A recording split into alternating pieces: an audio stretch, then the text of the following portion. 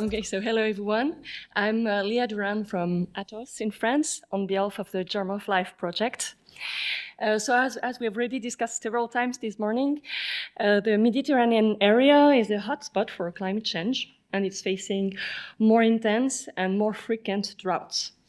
Already we have 180 million impacted, especially in the east and south of the Mediterranean region. So in this context, our project, GERMOFLIFE, is gathering 10 partners from 6 countries displayed here. And we have pilot sites on field in Greece, Portugal, Spain, and Italy. Oh, that got distorted. So it's relying on 3 main pillars to tackle water scarcity challenge. The first one that I'm going to dive in more today is a drought prediction tool.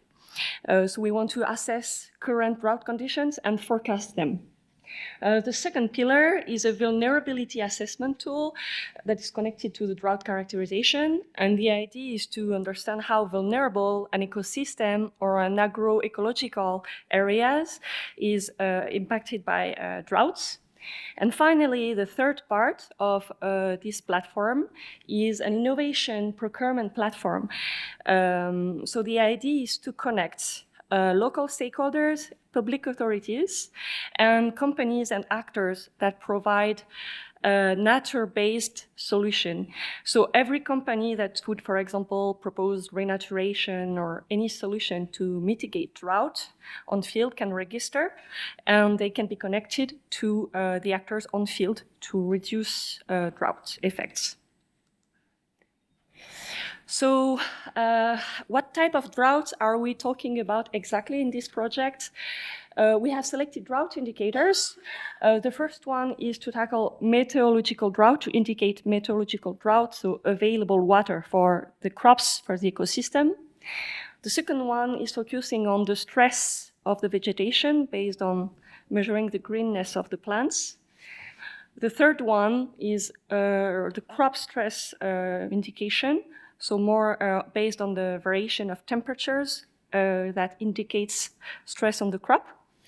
And finally, we combine all 3 indicators into a single drought hazard index that is providing a larger view of the drought conditions. So how do we characterize and forecast droughts based on these indicators? So we use remote sensing information from Copernicus. We use global model outputs, especially to have historical series, historical measurements, indication when it's not available on site. Then we have stations measuring on field the conditions of vegetation stress and meteorological information. And we have forecasts of weather that we can input into machine learning models and algorithms to then generate the predictions up to 7 months ahead in time. So in the end, we have past drought condition, we have current drought condition measured on field, and we have the expected conditions for 7 months that can help people to anticipate, plan decisions, and also use a provided solution by the platform.